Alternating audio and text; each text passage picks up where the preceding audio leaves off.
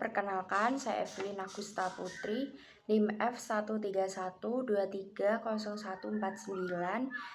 Video ini saya buat untuk memenuhi tugas ujian akhir semester mata kuliah Psikologi Lintas Budaya Fakultas Psikologi dari Universitas Semarang.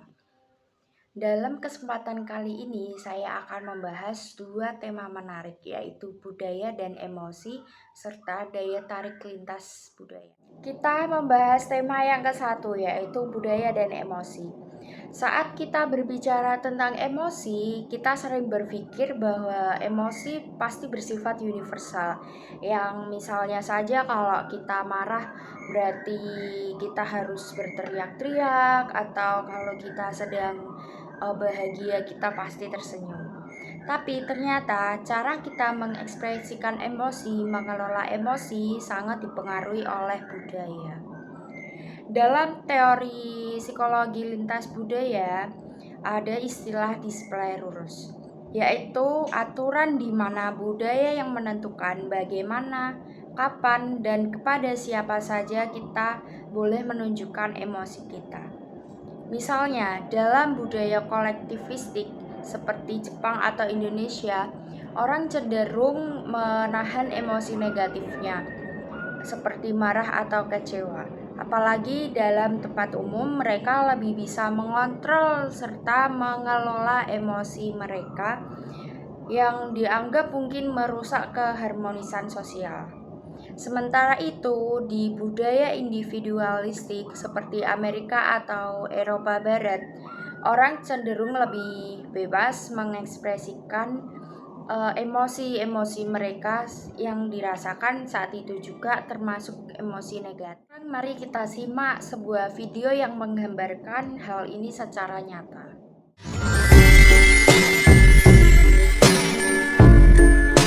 Pick up and then interpret.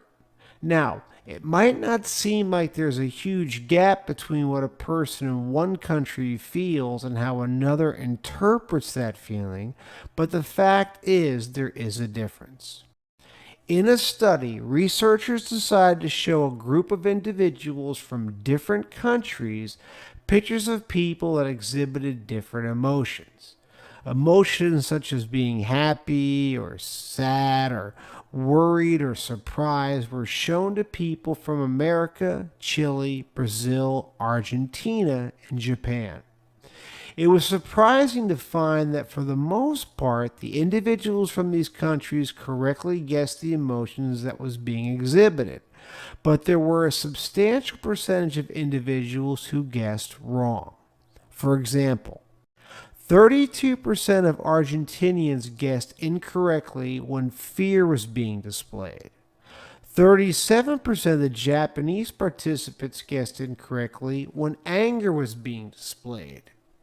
This simple experiment proves that while we can think emotions and the interpretation of those emotions are universal, the fact is they're not. Individuals from other countries can misinterpret the emotion being experienced, which would lead them to potentially interacting with a person in the wrong way.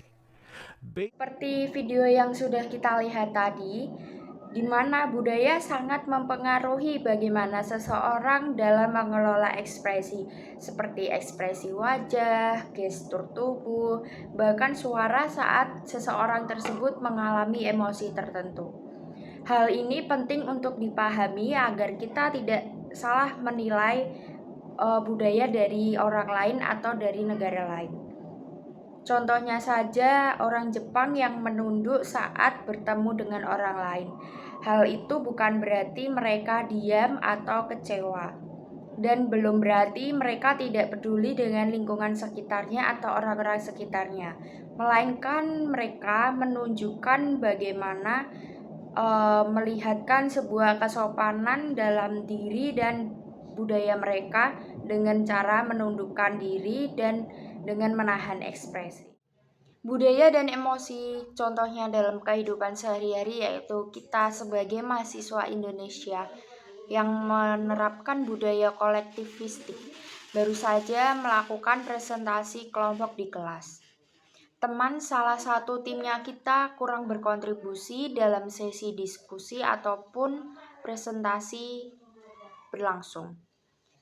Namun, ia tetap tersenyum dan tidak menegur tim tersebut secara langsung di hadapan umum.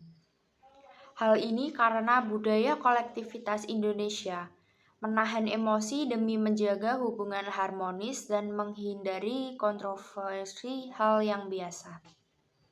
Sementara itu, mahasiswa asing dari Amerika yaitu budaya individualistik yang ada dalam kelompok yang sama langsung berkata, misalnya seperti, kita harus evaluasi karena kamu tadi kurang support tim, dan dia secara terang-terangan menyampaikan kritiknya langsung ke tim tersebut di hadapan umum dengan menunjukkan ekspresi-ekspresi yang kemungkinan marah atau kecewa sebagai bentuk emosi negatifnya.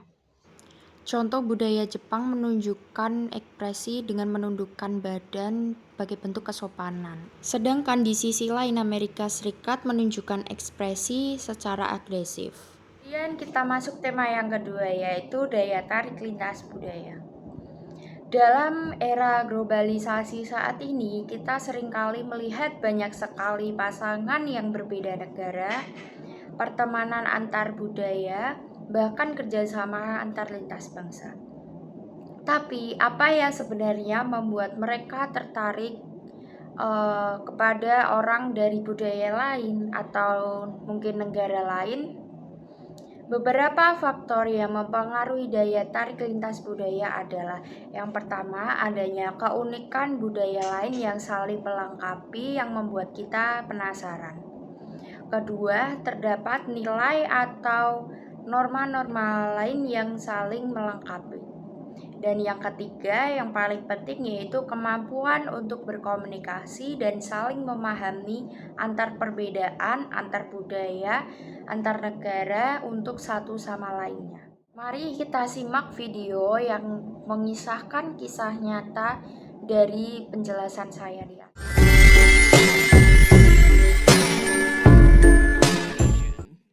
She was raised in the most Indonesian way by her parents. With that kind of background, for my father to turn around to me and said, you're not going to marry any other person rather than an Indian. So I felt betrayed. I was upset. To me, it translated as my father was trying to deny his relationship, his marriage with my mom. It's almost like saying, no, it doesn't work. So I felt unhappy with that conversation.